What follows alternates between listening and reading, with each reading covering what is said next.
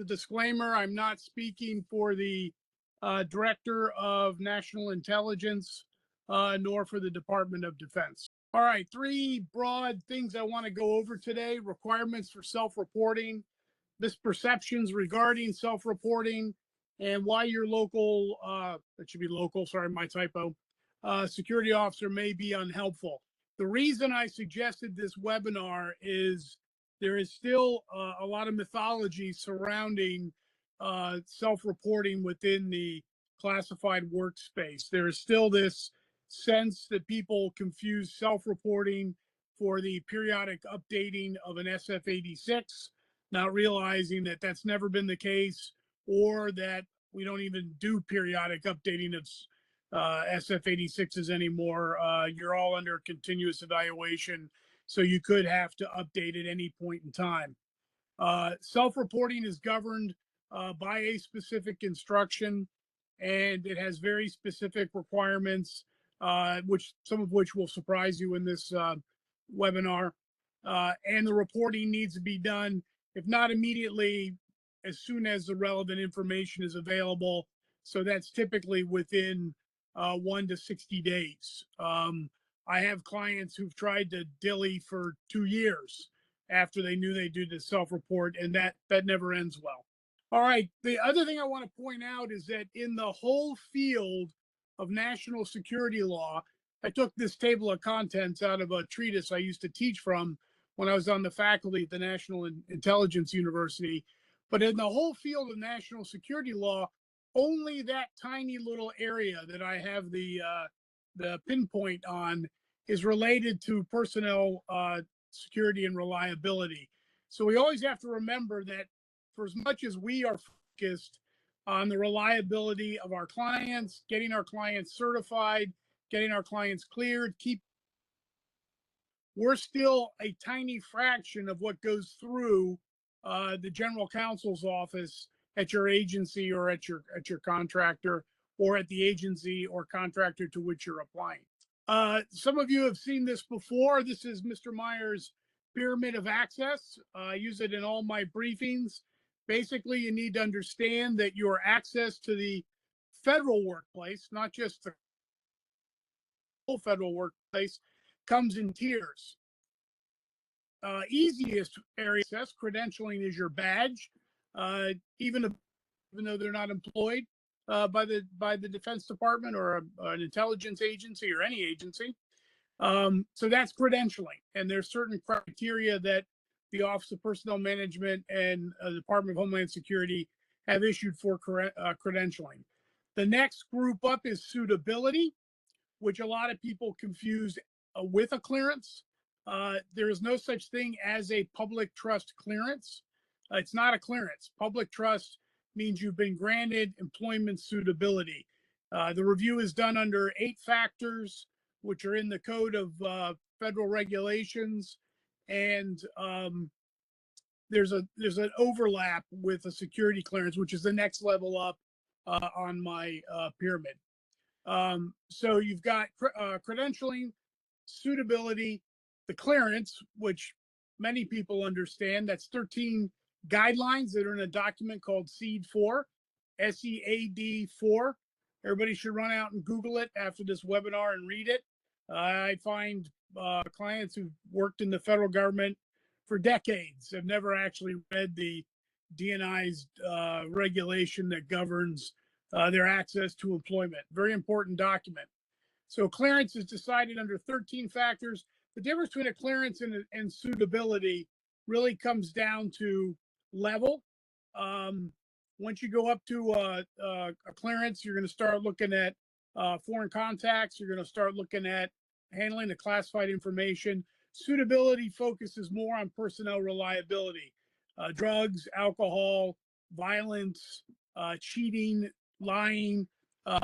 Those are all embedded in a security review, but they are exclusively what happens in a suitability review. When you get a security clearance, there is a suitability review done. It's embedded in the adjudication for the clearance. And then at the top of the pyramid is not an area of clearances. It's once you're cleared, you may be granted access to one or more special access programs. These are basically pigeonholes that have been created within the federal government based on need to know, and that's a whole nother ball game. The bulk of your application and adjudication occurs at the suitability and at the clearance level. Now, this is an important slide to remember, and I wanted to do this visually for everybody. The guidelines, the samurai code of the federal workforce, as I call it, think of this as a circle in front of you. There are 13 guidelines. They start with guideline A, allegiance to the United States, right in the center at the top there. And then allegiance, foreign influence, and foreign preference, A, B, and C, are really about whether you're loyal to the United States. And there's a challenge on the analysis here. Post 2012, people have been permitted to be dual citizens and still have a clearance. That does not mean you can be loyal to another government. It just means you can have the citizenship. You have to be loyal to the United States and have no conflict in that loyalty in order to be approved for a clearance. And the challenge we have is nobody really wanted to be tough on this post 2012. It's becoming very important right now. Is that you've still got to come across as 100% loyal to the United States, even if you have ties to a foreign country. If you can prove that they're just cultural, that's great, because that's just endorsing diversity, and we like that.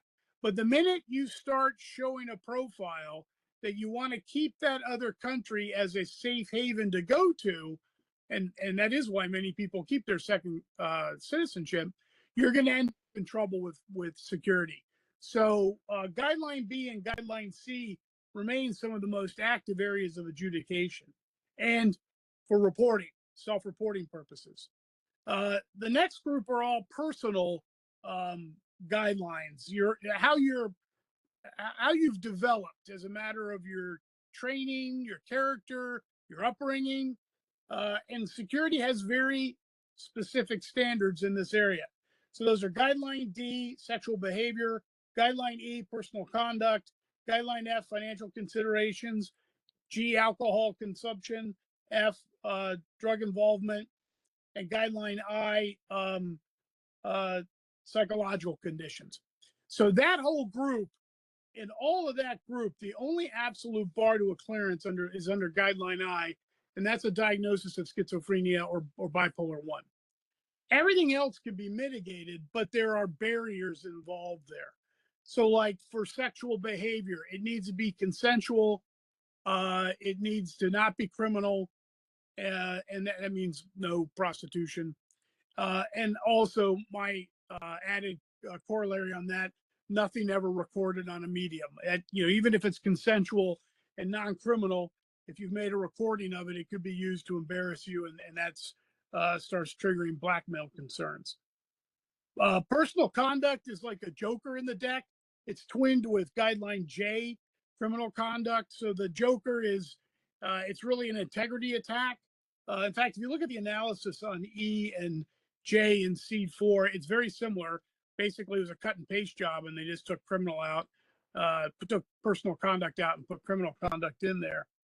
Those two often get twinned with other guidelines. So then you have financial considerations. I try to keep people under $12,000 in short-term debt. Then you have alcohol consumption, no DUIs, no impairment on the job from alcohol consumption, very dangerous. Drug and all involvement, everybody should know fairly well if they've applied for a clearance. Psychological conditions, as I mentioned, the only absolute bar to a clearance is schizophrenia. Then the back part of this, in purple, guideline K, L, and M, those are the ones that are at the heart of the counterintelligence analysis. So that's handling protected information, who are you mixing with externally, and use of information systems. So that circle there, your behavior under those guidelines is what drives the need or not the need. This is my favorite. This is actually a slide I repeated from when I worked for the Intelligence Community Inspector General. It's a flywheel. And basically, what this is showing you is that as you self-report, you reduce the external threats and you expose the internal threats. So the basic idea is when you self-report, you're no longer can be blackmailed. Security knows. Other people may need to know. If you have a sexual conduct issue, not with your spouse, you tell your spouse, and then nobody can blackmail you. They can't say to you, "Oh, I'm going to tell your spouse that you're having an affair." No, I've already told my spouse. Okay, guess again.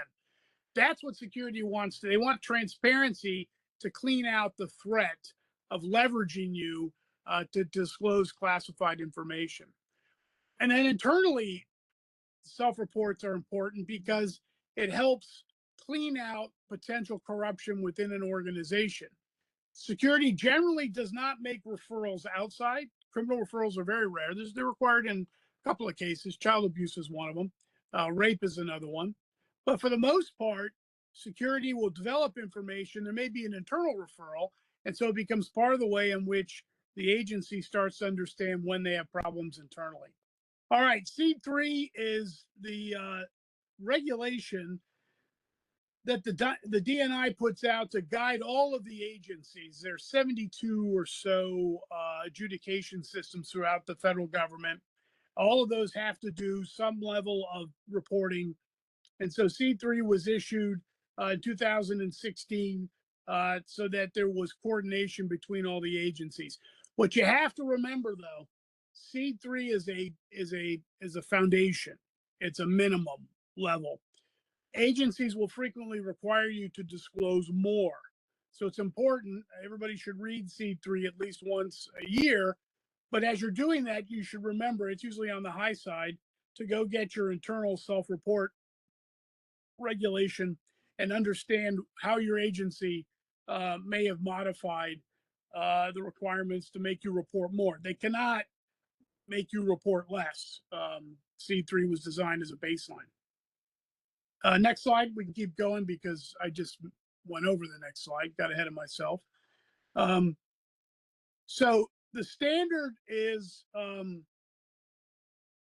basically you have to be covered, and that means you have a clearance, and then you have the obligation once you're covered to report. Prior to getting a clearance, there's no obligation. That's your SF-86. So people will frequently ask me, do I need to self-report? And I'll say, well, who's your sponsor? Well, I had a clearance 4 years ago. Oh, no, you don't have a clearance. So you don't have anybody to self-report to. So in that situation, you just report when you're next put in for a clearance by a sponsor. All right, this slide is kind of a wordy slide, but the important thing to remember about C3 is that this whole process is not about assessing your morality, assessing your ethics. What it's about is finding out how your morality or how your ethics might open you up to vulnerability if a foreign intelligence agency should decide they want to target you for espionage. And for most federal employees, there's 4 million security clearances out there, people. It's a lot. Most of those 4 million people are completely bowled over when you tell them, well, no, this is really about counterintelligence. Because I would agree with most of those people that they're really not targets, although there can be some very low-hanging targets on the counterintelligence tree. So frequently our junior listed personnel, who everybody forgets about, will be targeted by foreign actors because they may be in a fusion center, or they may be in front of a screen, or they may have access to a publication. They're not involved in all the juicy information that goes on when there's a important meeting. They're often outside, sitting next to in a cubicle in a computer station, but they may have access to the information. I also think we have a bias in our counterintelligence prosecution.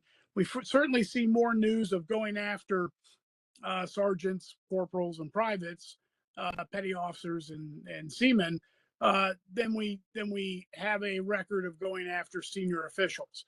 So I think there's a bias on the part of our prosecution, and I also think there's a bias on the part of the enemy trying to get our information that may skew our understanding of how vulnerable people are across the board. So in reporting foreign travel, Remember, we're talking about unofficial foreign travel, and we're also talking about the requirement to report prior to leaving. Okay, don't go on the vacation, come back and then report. You've committed a violation at that point. So you have to get into your security office ahead of time. You need to get the travel briefing from the security office. They may or may not be interested in giving it to you. Some security offices are completely disorganized. They don't know how to do a travel briefing. Well, you still have to go in and ask for it. And then when you're in the foreign country, you want to position yourself so that you're not exposed to difficult situations. You want to wrap your credentials. You never want your passport to leave you. You want to behave in a way. Don't leave stuff alone in your hotel room, because that person cleaning your hotel room may be cleaning more than your hotel room and maybe coming to clean you out. So all of that becomes very important. The other thing you got to remember, unplanned trips to Canada or Mexico are reportable. If you're going to Toronto and coming back, please report ahead of time. Don't do it afterwards, because you've made a technical foul if you report after the fact.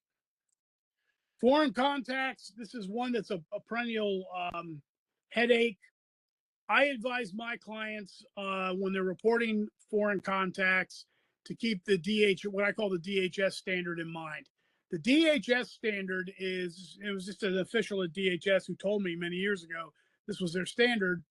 If somebody is a foreign contact, if you know them to be a foreign citizen, you have to know they're a foreign citizen. Don't be guessing. Don't say their name sounds foreign. I had somebody tell me once they had to report their neighbor because the last name was Patel. I'm like, how many people in America have the last name Patel? And they're Americans. And the person, got all confused. And I said, no, you have to know that they are a citizen of a foreign country. For most agencies, that also means not being a citizen of the United States. The Central Intelligence Agency, that's not the case. They want you to report dual citizens. But for most agencies, they don't want to go down that path, because if they start collecting information on a U.S. citizen, that's a FISA violation. So they don't want to, create a FISA violation while doing your self-report. So you're looking only for people who are citizens of a foreign country. And then what's close and continuous? Federal employees and applicants will interpret that phrase in ways that get them into complete trouble and disaster. Okay, close and continuous is a lot more aggressive standard than you think it is. At DHS, 3 to 5 contacts with an individual over the course of 12 months. 3 to 5 texts, 3 to 5 Instagrams, TikToks, likes, happy hands, all that stuff that's, waving balloons, all that stuff that's on the social media, liking somebody, liking what they posted, all that's a contact. I have a client who's a Pakistani American, and we had to kind of deal with contacts with his family, so he wasn't, always reporting people. And I said, just put out the word that, because of your job, don't tell them what you do. Your ability to contact is limited. And he had one beloved uncle, almost like a father to him. And so I said, text him on Eid, say happy Eid, and then make sure he knows to talk to your mother, his sister, for updates on what you're doing. Okay. That keeps my client below the 3 to 5 standard. He doesn't have to report that individual. It may because of the uncle issue, but that's the general standard there. 3 to 5. It doesn't have to be in person. A lot of people make that mistake. It doesn't have to be physical, like eyeball to eyeball. It can be just through social media. Next slide. My favorite slide. So under C3, folks, you are required to report other people. This is just amazing, because it doesn't happen like it's supposed to. So you just have to understand that you have agreed by taking a security clearance that if your cubicle mate does any of these things on this slide, you have to report them. The danger in a security investigation, this is why they ask you this in a security investigation. When they ask you, well, who knew about this? And you tell them, oh, yeah, Jim and Janet, they knew it, my cubicle mates on the left and the right. Then they're going to haul in Jim and Janet and say, why didn't you report them under C3?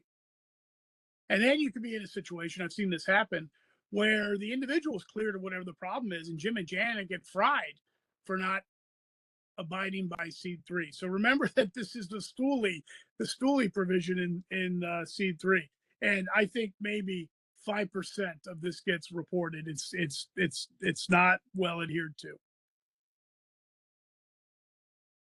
So then, after you get through the basic reporting requirements and the various categories, there's a breakdown in what you have to report according to your level of access. And so what this means in practice is whenever you have a question about seed 3, one, please consider coming to Tully Rinckey. We advise a lot of people on this, what they need to report, what they don't need to report, how they need to report it. But the other thing is that you should have seed 3 in your hand, and you should work through the paragraphs A through H, because it's a little decision chart, and you should let seed 3 decide whether you report.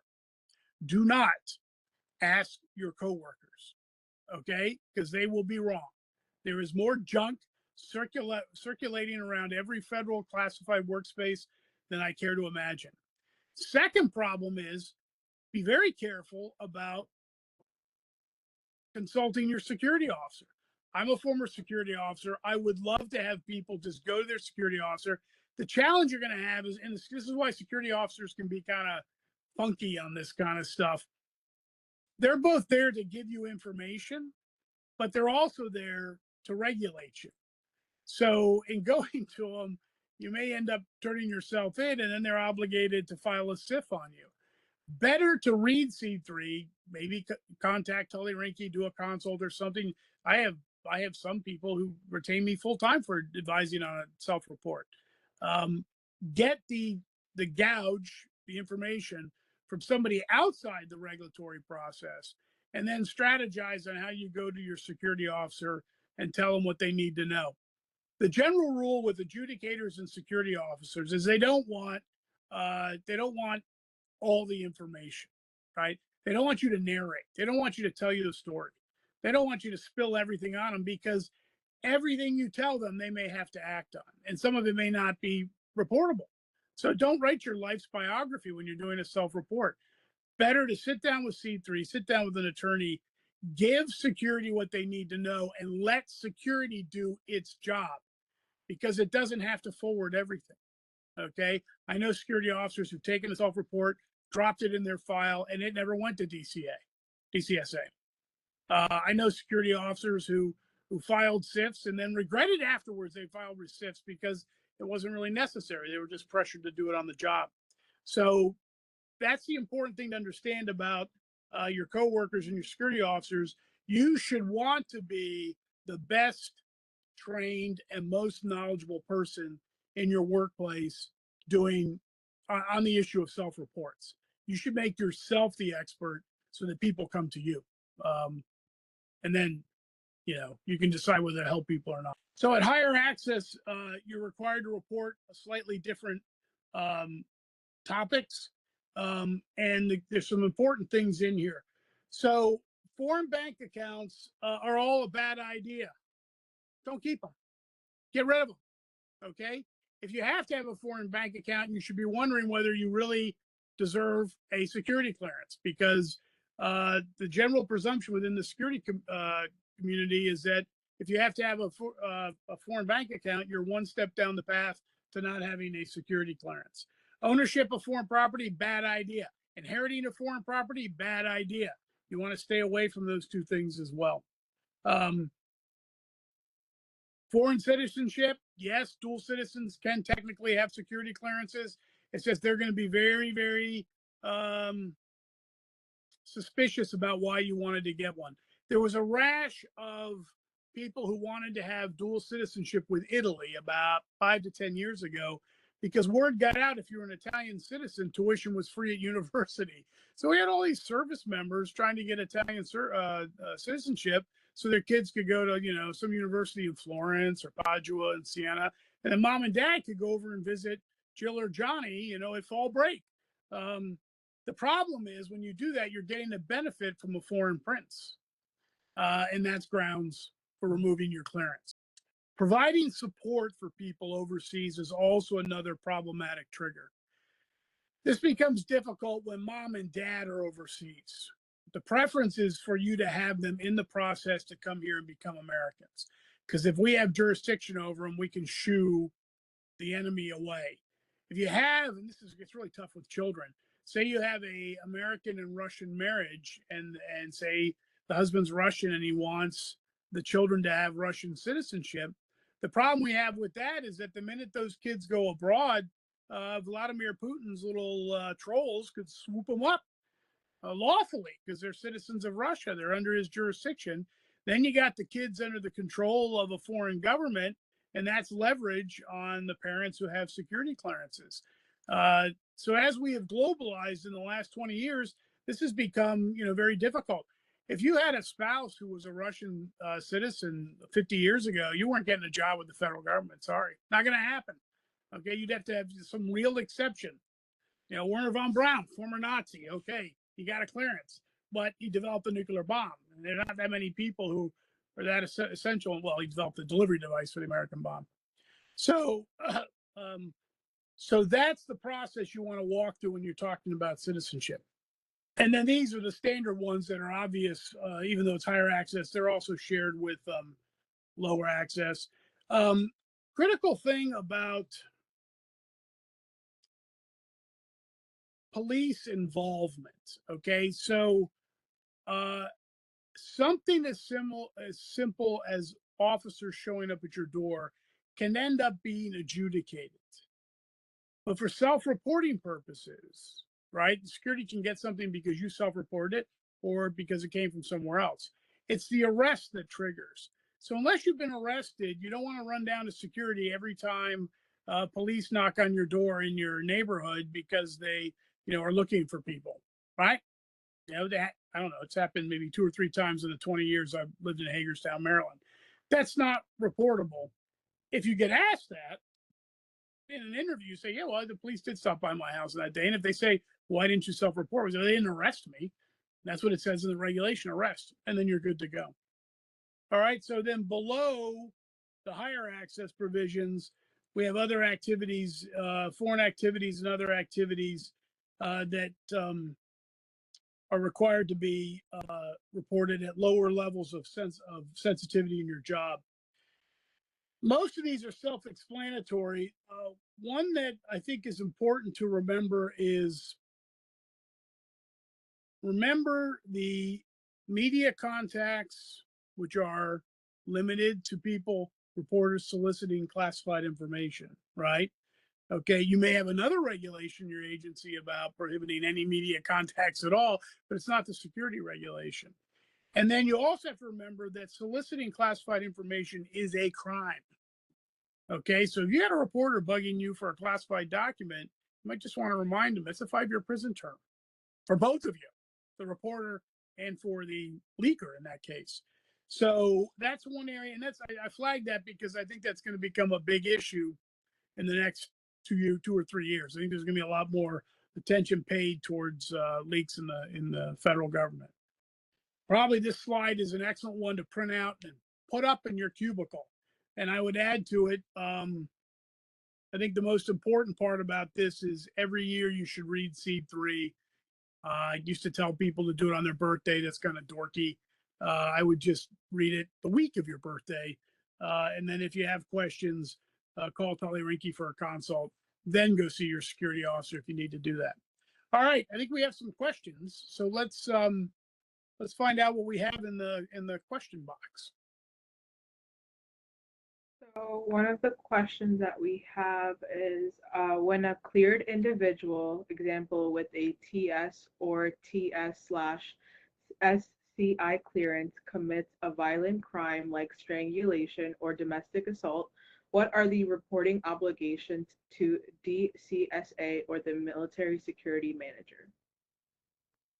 Okay, so for the individual committing the crime, if that leads to an arrest, then they have to report under Seed 3.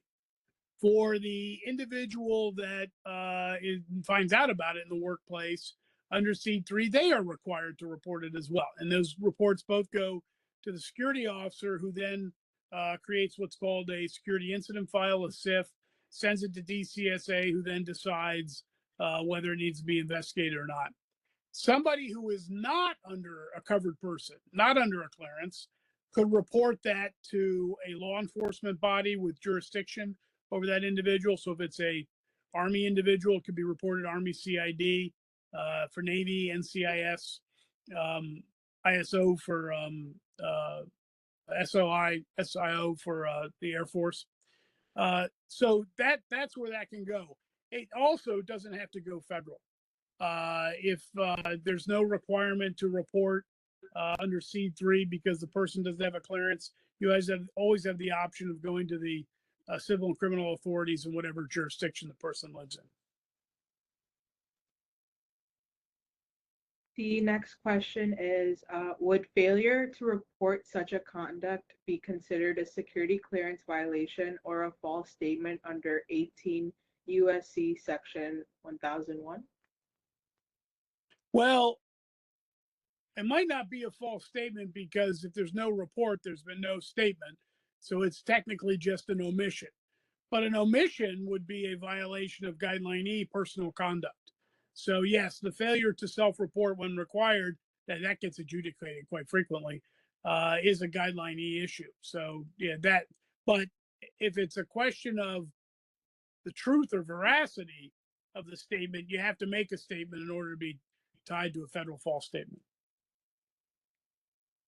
What agency, NCIS, DCSA, DOD, or another, has investigative authority when a civilian contractor with a clearance engages in criminal or retaliatory behavior?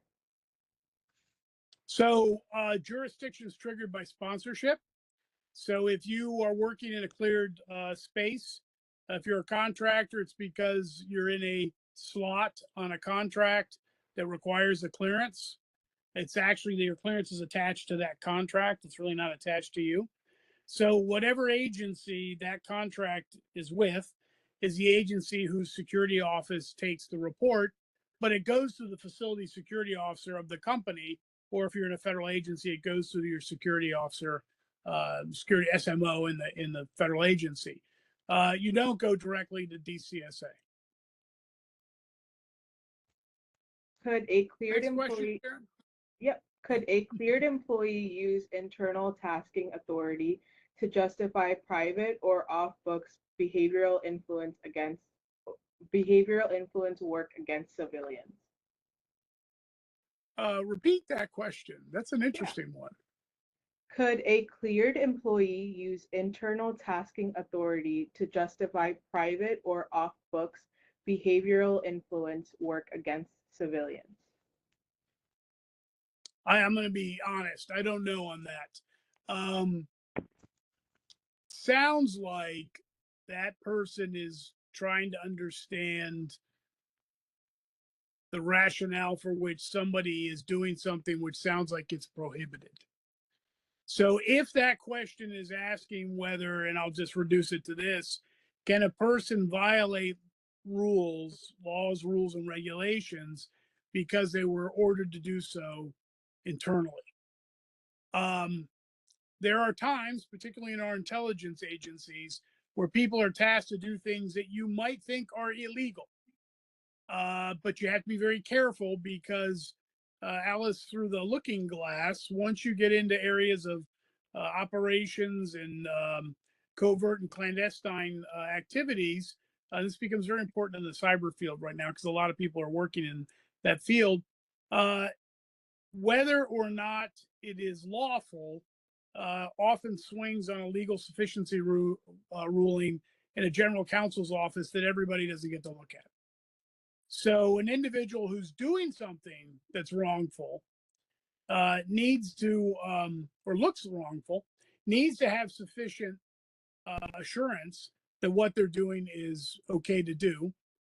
State-sponsored hacking, for one, is a area where this becomes an important thing to watch for. But I think it's very difficult to go after those people if you think they're doing something illegally from outside the system. The expectation would be that a law enforcement entity working with a local prosecutor would be examining the evidence to see if something was actually actionable in that situation. I'm kind of guessing on that question, but that's my best stab at it. What types of cases has Tully Rinckey successfully pursued involving contractor misconduct, security clearance abuse, or retaliation? So, contractor retaliation, relatively new. 2012 was the year of WPIA, and that's where the rules changed significantly. We have taken some of those cases. They have turned out to be harder to prosecute than was originally thought to be the case. There is reform on the Hill up there for this Congress to try to amend the statute to make it easier to prosecute under that. But I would say that contractor reprisal, those are great cases to pursue and have reviewed to see if they are worth resourcing to go forward. But they are not as easy to win as standard employee reprisal cases. So yes, we have taken those cases, but I always want to flag for people that when you're getting into a reprisal case, you've got to be confident that the inspector general reviewing the case or in your own possession of documents, you have the evidence sufficient to push it forward. If an IG ends up making a finding in your favor, that's a great thing. But if they don't, then you're going to be on the outside trying to collect the evidence through discovery and the usual legal forms. I have a question in the chat box. Did I hear correctly that liking a foreign person's post is counted as a contact? For example, I like the YouTube videos of British and Australian comics and news outlets. Does that count? So if you are an applicant or contractor to the Central Intelligence Agency, yes. The same could be the case for the FBI and maybe NSA. Beyond those three, I think those security offices would be more generous. But you also have to understand that the expectation for many of those professionals is that you're not doing much social media at all.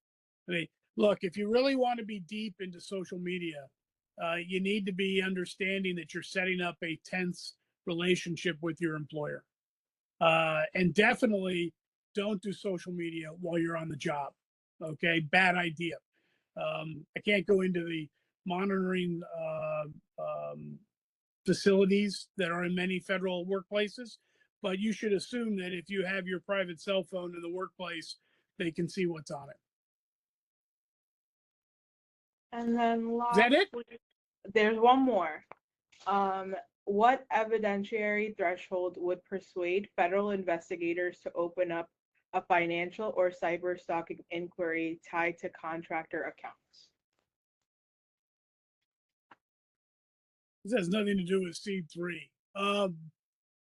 So they can open an investigation on very little evidence. Okay, as long as it's not the inspector general, because the SecDef has kind of pulled the chain in on the military inspector generals recently. But if you're trying to get a law enforcement office to do it, they could go forward just on your email.